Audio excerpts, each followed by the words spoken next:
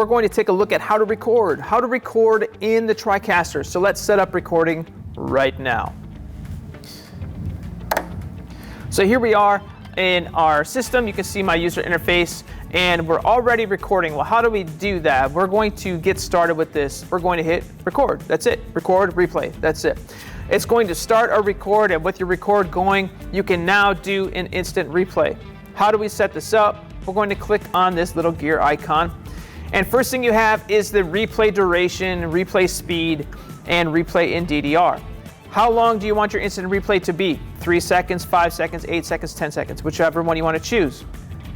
Replay speed, at 100%, you can slow it down or speed it up from 25%, which is really slow, to 200%, which is really super fast. Replay DDR, where do you want your replay to go? Do we want to put it in DDR1 or do we want to put it in DDR2? I currently have DDR2 selected, and whether I am in the first one or the second one here, whichever preset we have selected, that is where it's going to drop. So if you want all of your recordings to be under one set, you want to make sure that that's up and available when you're ready to hit instant replay. So now let's go ahead and set up an instant replay. So if I say input 4, capture, record an instant replay. Now we've got a little instant replay icon right there. So we're recording right now, as of right now. If I said, hey, I want to catch that, so we're going to click on instant replay. Boom. There is 5 seconds, and it automatically cut right to that and then cut back. So by clicking on that, it automatically plays it and then kicks it back. Now with a macro, you can set it up to grab it and pause so it doesn't play it right away, and you can manually choose when to play that. So maybe there's an announcement in the game that you want to play that instant replay right after the announcement. That's a way to do that. Okay, and that can be done through macros and through some of your setups that you've got going on. You can see it dropped into DDR2. That's right where I want it to go. If I went down here and had nothing selected, and this time I'm going to make a couple changes. So let's go to 6. I'm just going to cut quick, and then I'm going to go to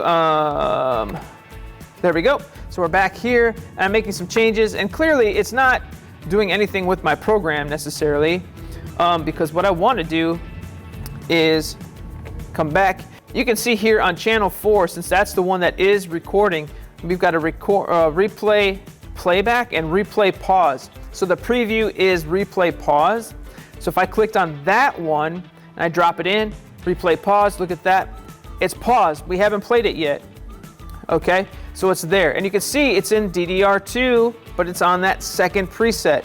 It is not in the first preset. Okay, so now what that means is I'm just going to quickly cut here.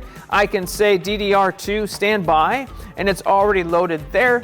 So that's playing, it's ready to go. So all I have to do is hit auto, and it should play it. However, one mistake I made was I did not have autoplay selected. So there we are. We click autoplay. We've got autoplay selected. So let's try that one more time.